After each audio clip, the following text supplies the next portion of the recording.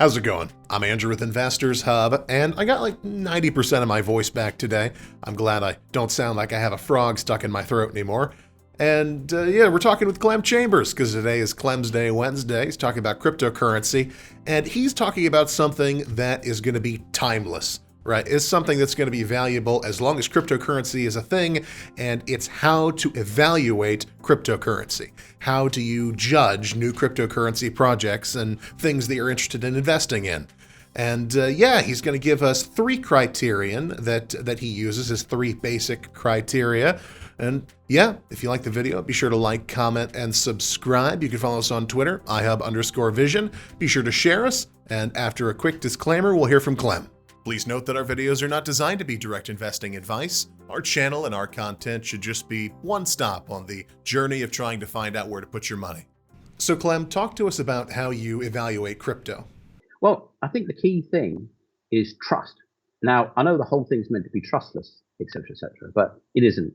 Because even though the theory and the dynamic is to get to a situation where the cryptos you're buying don't have any human intervention or interaction, that's not there yet. And most projects, in fact, pretty much everything, maybe there's a few cryptos like Bitcoin that have little effective impact from the outside by any one individual or even small group. Now, if you think about it, that sounds like a pretty wild thing to say about crypto. But if I said it about banks, you go, yeah, of course, yeah. And banks are highly regulated, multi-billion-dollar businesses that have been running for hundreds of years. And you can see how much you can trust those guys. So why should crypto operate at a higher standard? And it doesn't. So the thing to do is to find cryptos and the people behind the cryptos, anonymous or otherwise, that are acting in a way where you can feel comfortable and you feel like you can trust it. And you can't build up trust in the short term. You have to do it over a long period of time. So first of all, can you trust these guys? So when you look at their website, when you look at what they do, when you look at what they say, when you look at what they say they're going to do, when you look at what they've actually done, etc., you've got to make a judgment on character. And the character of the people will be the character of the crypto you're buying. Because most cryptos these days are effectively companies. I mean, they're not called companies. They're not LLC on them or anything like that, but they are enterprises run by people. So once you go, well, I think I can say I don't distrust these people, and that's a good start. You don't have to say, oh, I trust these people. Just say, I don't think they're a bunch of thieves.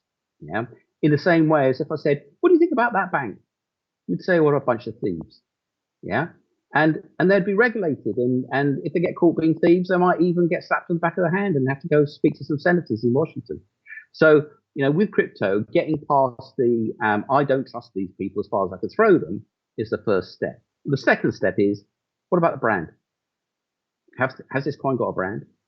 So if you look at Doggy Coin, I like to call it Doggy Coin, Doggy Coin. If you look at Dogecoin, well, there is no longer anybody behind it, although you could say Mr. Musk is having a big input.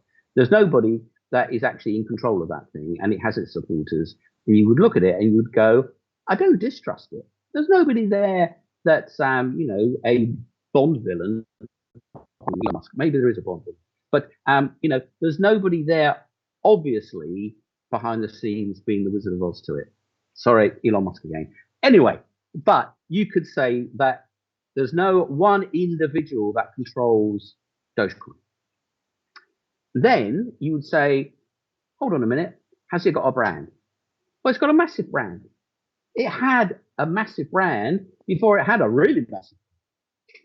And it's one of the two, maybe three cryptos in the whole sphere of crypto that the mainstream has heard of. And, if you ask your auntie to name some cryptocurrencies, she'd either go, I have no idea what you're talking about, or she'd go, oh, Bitcoin, oh, Dogecoin, oh, Ethereum, if she's, a real sharp cookie. Outside of that, they won't have heard of any of them, not let alone the 2000 that you're going to be looking at. So the second thing is brand. And the final thing, you can have a long checklist if you want to. You can make your own checklist. And that's what I always tell people to make your own checklist. Yeah. Score these things out of 10, score 20 of them out of 10, and look at the best one with the best score. You can even weight the score. You can do all sorts of fun with spreadsheets, yeah? But if you want to keep it simple, what's the third thing? Well, the third thing is, what does it do? What is the future of what it does? Now, you could look at some coins that are parallel chains now that are trying to be a solution for Ethereum being cheap. And there, for example, it could have a great brand. It could be, run by a group of people that you think are totally brilliant and really, really straight up and down. And then you'd go, well, Ethereum prices, transaction prices are going to come down. They're going to collapse into the floor. And that kind of takes away their reason to exist. Or you might say, well, it might seem that it takes away their reason to exist, but they can do X, Y, and Z, and A, B, and C, and blah, blah, blah. Their product is really, really great, and their business model is this, and it's going to go on and on and on and on. But you have to look at that, because ultimately, a token, many tokens anyway, are share certificates in an enterprise. So you look at the people, look at the brand, and you look at the business. And once you've done that, and you've got some answers that say, "Ooh, I like this, fantastic. Oh, I like the people, I like the brand, I like the business model," then you buy some. I mean, I'm buying one at the moment, which I've got a ton of, actually, and it's Grain. And Grain is the compensation token of Farm. Now, the Farm people is a great, funnily enough, crypto farming site, but it's been going a long time now, over a year. So they've got a track record. I mean, who knows who the people are, but they are responsive to the user base. They're pretty wacky and they run a pretty wacky site, but it's internally consistent and they keep their promises. Then it's not a totally linear thing, but nothing in crypto is. But they've kept their promises and they've, kept their faith with their customer base, and they've ground on through thick and thin, through the DeFi winter, through the DeFi boom, through the DeFi bust, and they're still doing their thing. Their product's good. It's making, I think, $500,000 a week or something ridiculous like that. Or maybe anyway, they're on a P of 5, and which is a cheap stock. Maybe crypto should be a lot cheaper. Everybody seems to think it's a lot more expensive. So I like the cut of the jib of the people. It's never completely a finished process. But suddenly those people could change. Those people could have a nervous breakdown. Those people could suddenly rebuild themselves as, you thought I was a nice guy. It can happen. But right now, they passed the I like the people. The business model is great. And they've got a brand because they've been going for a long time now. And they're a crypto farm and they're called Farm. So good brand, good people, good business model. So you would then go play. Well, in this case, I have, even though I want to be as far away from all crypto as I can possibly get to Bitcoins under 20,000, they fit all my criteria. So, I'm picking at them because actually where we are with crypto right now is you don't go boots in on anything. You just acquire a bit and you go, oh, I really want some. Oh, get a couple $100 worth. And next time you feel that urge, get another couple $100 worth and keep acquiring, or $5 worth or $1,000, depends on your pocketbook. Right?